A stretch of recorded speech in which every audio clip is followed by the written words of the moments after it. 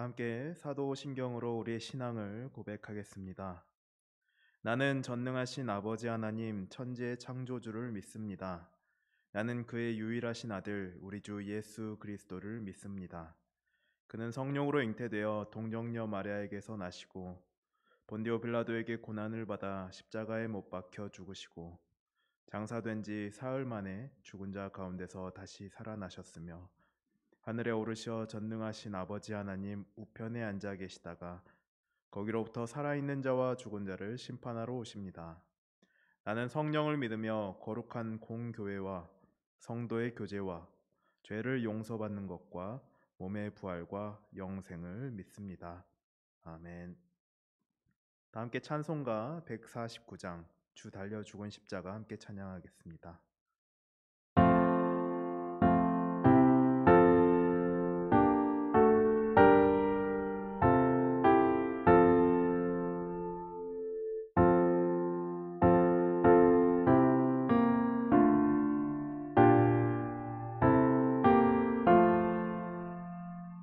주 달려 죽은 십자가 우리가 생각할 때에 세상에 속한 욕심을 헛된 줄 알고 버리네. 죽으신 구주밖에는 자랑을 말게 하소서. 오열의 공로 힘입어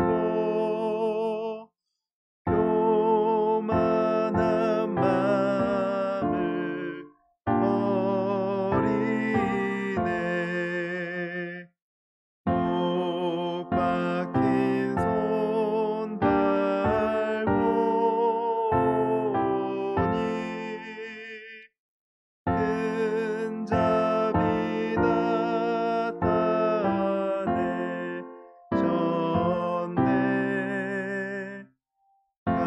가시로 만든 면류관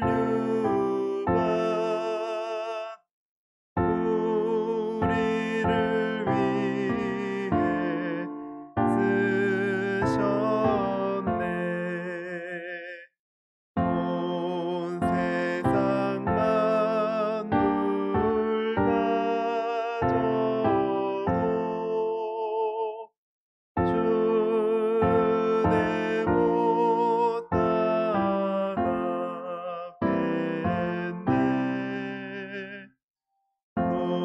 놀라운 사랑 받은다.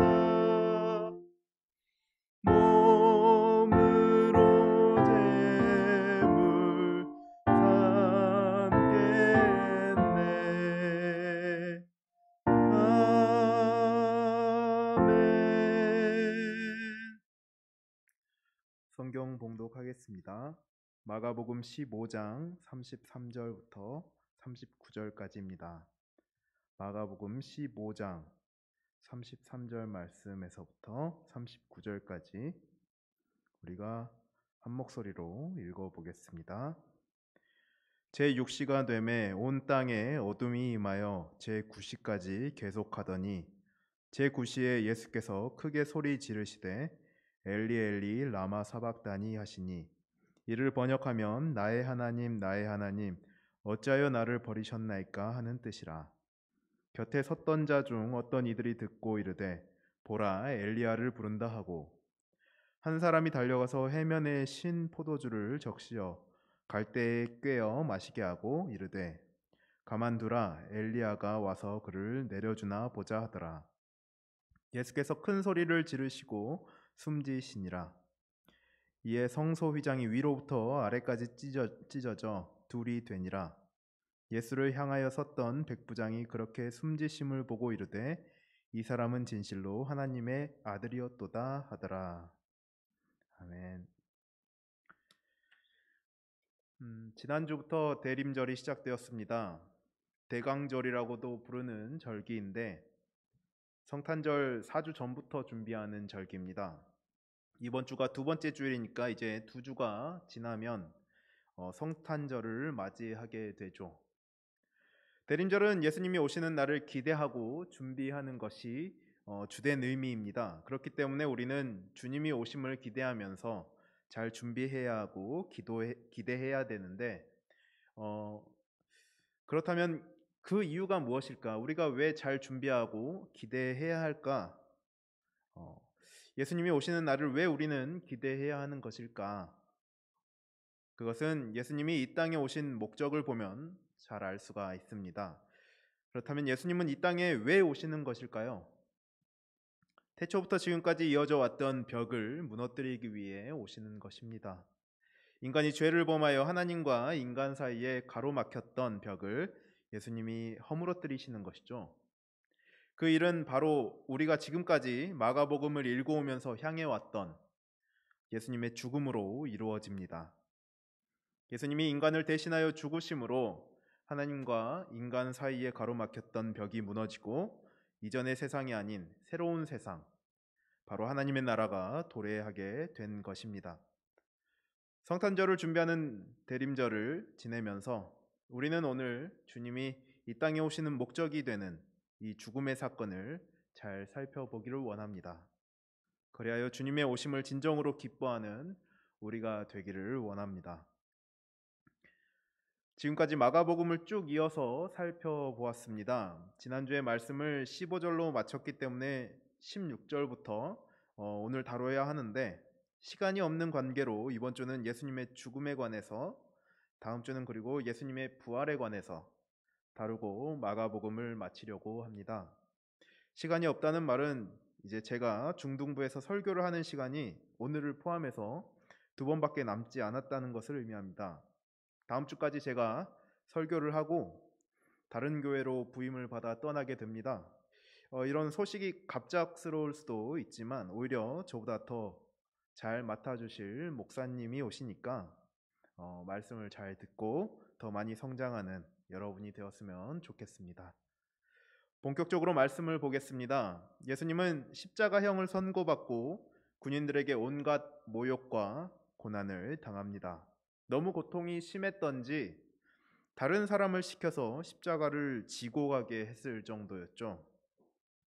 예수님은 십자가에 못 박히시게 되는데 25절을 보면 제3시라고 되어 있습니다. 제3시는 오전 9시를 의미합니다. 그리고 우리가 오늘 살펴본 33절을 보면 제6시에서부터 9시까지, 즉 낮 12시에서부터 오후 3시까지를 의미합니다. 오전 9시부터 예수님은 그러니까 오후 3시까지 총 6시간 동안 십자가에 못 박혀 있었다는 것을 알 수가 있습니다. 특별히 낮 12시부터 오후 3시까지는 온 땅에 어둠이 임했다고 우리는 볼 수가 있습니다. 33절을 보면은 그렇게 나와 있죠. 이것은 무엇을 의미할까요? 구약에서 이것과 연상되는 구절이 있습니다. 바로 아모스 8장 9절을 이제 보면은 우리가 알 수 있을 것 같은데 아모스 8장 9절 한번 읽어볼까요? 함께 읽어보겠습니다. 시작. 주 여호와의 말씀이니라. 그 날에 내가 해를 대낮에 지게 하여 백주의 땅을 캄캄하게 하며. 아모스서에서 이 표현은 이스라엘의 멸망의 날을 의미합니다. 즉 멸망과 이 어두움은 관계가 있다는 것이죠. 그렇다면 예수님의 십자가에서 이러한 현상이 나타나는 것은 무엇을 의미할까요? 옛 시대의 멸망, 종말을 의미합니다. 지금까지 사탄이 왕노릇하던 시대였다면 이제는 새로운 시대, 하나님께서 통치하시는 하나님의 시대가 시작된다는 것을 의미합니다. 이것이 예수님이 이 땅에 오신 목적이 되는 것이죠. 그리고 34절에서 예수님은 오후 3시에 큰 소리로 뭐라고 말씀을 하십니다. 바로 엘리 엘리 라마 사박다니, 이것을 번역하면 나의 하나님 어찌하여 나를 버리셨나이까 라고 말하고 있죠. 이것은 히브리어와 아람어가 섞여 있는 말이고 구약 성경의 말씀을 인용한 말씀입니다. 이것도 우리가 한번 살펴봤으면 좋겠습니다. 구약의 말씀인데 시편 22편 1절 말씀입니다. 시편 22편 1절의 말씀을 우리가 한번 한 목소리로 읽었으면 좋겠습니다. 함께 읽겠습니다. 시작. 내 하나님이여 내 하나님이여 어찌 나를 버리셨나이까? 어찌 나를 멀리하여 돕지 아니하시오며 내 신음소리를 듣지 아니하시나이까? 이 한 구절만 보면 예수님이 하나님께 원망하고 절망에 찬 목소리로 부르짖는 것 같습니다. 하지만 예수님은 이 한 절만을 인용하신 것이 아니라 시편 22편 전체를 이 한 구절로 다 인용하신 것 같습니다. 왜냐하면 시편 22편 18절을 보게 되면 내 겉옷을 나누며 속옷을 제비 뽑나이다 라고 되어 있습니다. 이것은 마가복음 15장 24절에서 볼 수가 있는 장면이죠. 또 시편 22편 16절에는 개들이 나를 애워쌌으며 악한 무리가 나를 둘러 수족을 찔렀나이다 라고 되어 있죠. 악한 무리가 예수님을 모욕하고 십자가에 못 박는 것, 이것을 통해 이 말씀이 성취되었다고 할 수가 있습니다. 이렇게 마냥 절망적이고 원망이 가득한 외침으로만 보이는 말씀이 사실은 하나님을 찬양하는 시라는 것을 아시면은 굉장히 놀라워하실 겁니다. 22절부터, 그러니까 시편 22편 22절부터 하나님의 구원하심으로 시편의 저자는 하나님을 찬양하고 또 27절에서 온 세상이 하나님께 돌아와 예배할 것을 예언합니다. 결국 이 시에서 말하고 있는 것은 고난 이후에 하나님의 구원과 회복이 있음을 말하는 것이죠. 이것은 예수님의 상황과 아주 잘 맞습니다. 지금 당장은 예수님이 십자가에서 고난을 당하시지만 이것은 결국 하나님의 구원과 회복에 대한 기대가 담겨 있다는 것입니다. 예수님은 이것을 아시고 시편 22편의 1절을 외치셨던 것이죠. 35절을 보면 어떤 사람이 엘리야를 부른다고 말합니다. 아람어로 엘리라는 말은 엘리야를 의미했기 때문에 발생한 오해라고 할 수가 있죠. 그리고 36절에 어떤 사람이 신포도주를 적셔서 예수님께 마시도록 했는데 이것은 특별한 의미를 가지고 있습니다. 이전에 십자가에 달리시기 전에도 이러한 경우가 있었습니다. 포도주를 마시게 했는데 거부하셨습니다. 거부하셨던 예수님이 죽기 직전에 이제야 여기에서 마시는 것이죠. 이것은 마가복음 14장 25절을 떠올리게 합니다. 우리가 한번 읽어보았으면 좋겠는데 마가복음 14장 25절의 말씀을 한번 읽어보겠습니다. 시작. 진실로 너희에게 이르노니 내가 포도나무에서 난 것을 하나님 나라에서 새 것으로 마시는 날까지 다시 마시지 아니하리라 하시니라. 하나님의 나라가 언제 임하나요? 지금 예수님의 고난을 통해 하나님의 나라가 임하게 된 것이죠. 하나님의 나라가 가까이 왔다라는 마가복음 처음에서 했던 그 말이 여기서 성취가 된 것입니다. 이 말씀 뒤에 가만두라라는 말로 포도주를 마신 것에 대해 부정적인 표현이 나오는데 다른 이제 개역 개정판뿐만이 아니라 이제 다른 성경들이 있는데 그 성경들을 보게 되면 이러한 말로 번역하진 않습니다.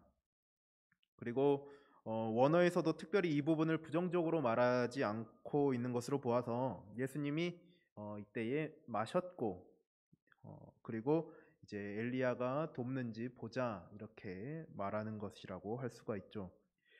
그리고 큰 소리로 예수님이 소리를 지르시고 숨을 거두시게 됩니다. 이때 성서의 휘장이 위에서 아래로 찢어지게 됩니다. 이것은 무엇을 의미할까요? 하나님과 인간을 가로막던 장벽이 무너졌다는 것을 의미합니다. 하나님이 계시는 지성소에는 휘장이 쳐져 있어서 유일하게 대제사장만 1년에 한 번 대속죄일에 들어가도록 허락되었습니다. 그리고 다른 사람들이 함부로 들어갔다가는 죽음을 맞게 됩니다. 즉 휘장은 하나님과 인간 사이의 장벽이었던 것이죠. 그런데 이제는 그러한 장벽이 사라지게 되었다는 것을 의미하고 새로운 시대가 열렸다는 것을 의미합니다. 그것이 바로 하나님의 나라죠. 이것을 보고 로마의 백부장이 뭐라고 말하죠? 이 사람은 진실로 하나님의 아들이었도다. 유대인이 이렇게 말한 것인가요? 아닙니다. 유대인들은 예수님을 하나님의 아들로 인정하지 않았습니다. 그렇기 때문에 예수님을 죽인 것이죠. 그러나 로마의 백부장은 이방인임에도 로마의 황제가 아닌 예수님을 보고 하나님의 아들이라는 고백을 하고 있습니다. 이것은 마가복음 1장 11절에서 예수님이 세례 요한에게 세례 받으실 때 하나님이 너는 내 사랑하는 아들이다 라고 말씀하신 것과 동일합니다. 처음과 끝이 같은 구조를 이루고 있는 것이죠.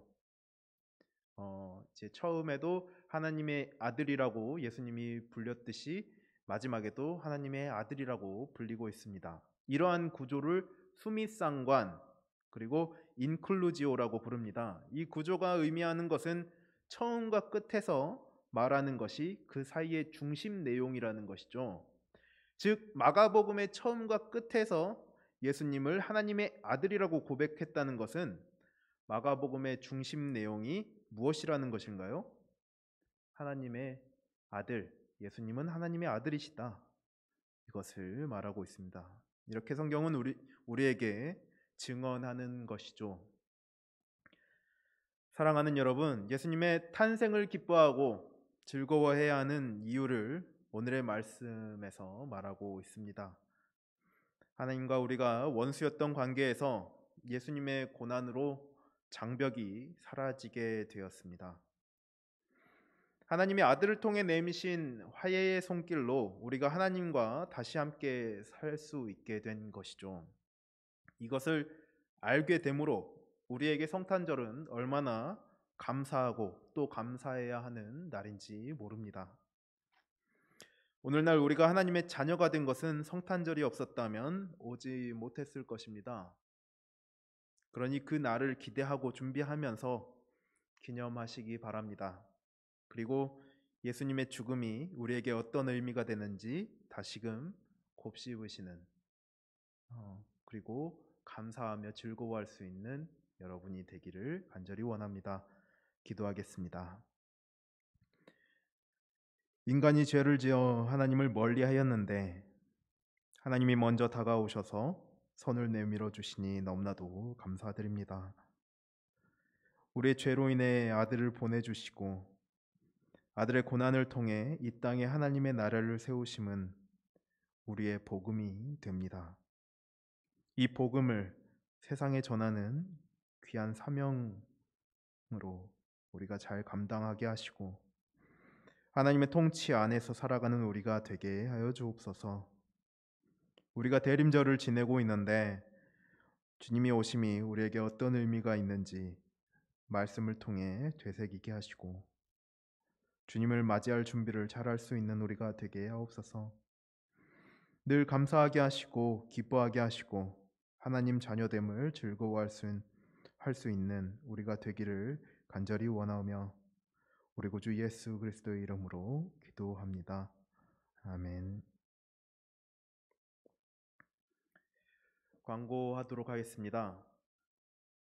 코로나가 여전히 심각한 상황 가운데 있습니다. 안전에 유의하시고 되도록 외출을 삼가시기 바랍니다. 이것도 우리의 이웃을 위한 행동입니다. 적극적으로 동참해 주셔서 이제 피해를 이제 피해가 커지지 않도록 여러분이 적극적으로 함께 해주셨으면 좋겠습니다.